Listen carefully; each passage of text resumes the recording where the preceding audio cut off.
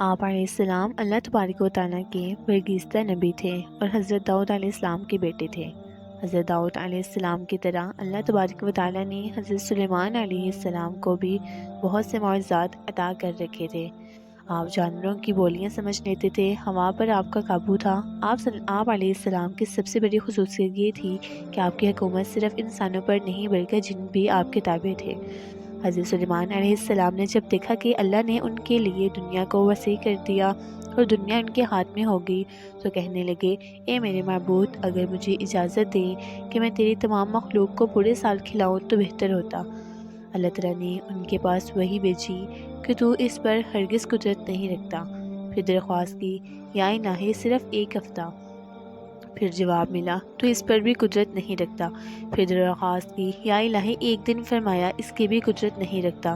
بہرحال اللہ تبارک و تعالیٰ نے ایک دن کی اجازت دے دی تو حضرت سلیمان علیہ السلام نے تمام جنات اور انسانوں کو حکم دیا کہ وہ تمام کے تمام ان چیزوں کو جو زمین پر حلال ہے، یعنی گائیں، بیل، بکریاں، دمبے وغیرہ، ان کو تمام کو جو جن سے حیوان میں سے ہے، یعنی پرندے وغیرہ، جب وہ جنہوں ان چیزوں کو جمع کر لیا تو ان کے لیے بڑی بڑی دیگیں تیار کی گئیں۔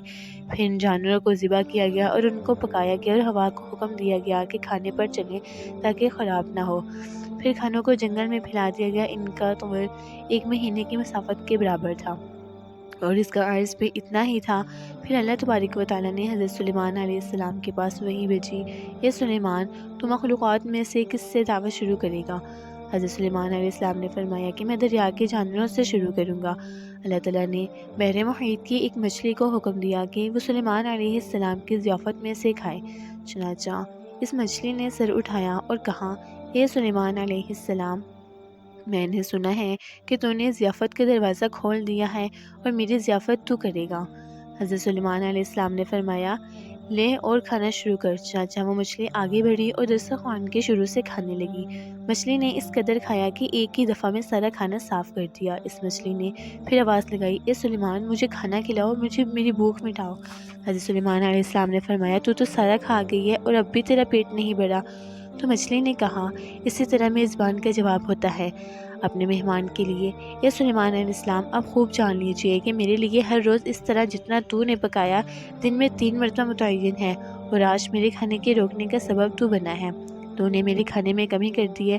اسی وقت حضرت سلیمان علیہ السلام اللہ کے سامنے سجدہ کرتے ہوئے رو پڑے اور کہنے لگے، پاک ہے وہ ذات جو کفالت کرنے والی ہے مخلوق کی روزیوں کے ساتھ، جہاں سے مخلوق جانتی بھی نہیں کہاں سے آتا ہے۔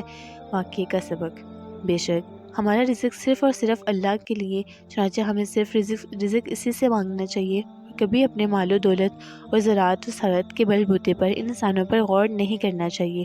میرے پاس اتنا مال ہے، منصب ہے، اس لیے مجھے رزق کے بارے میں پریشان ہونے کی ضرورت نہیں، بلکہ سب کچھ ہونے کے باوجود بھی اللہ سے مانگنا رونا چاہیے۔ دعا ہے اللہ تعالی ہم سب کو اس واقعے سے سبق حاصل کرنے کی توفیق عطا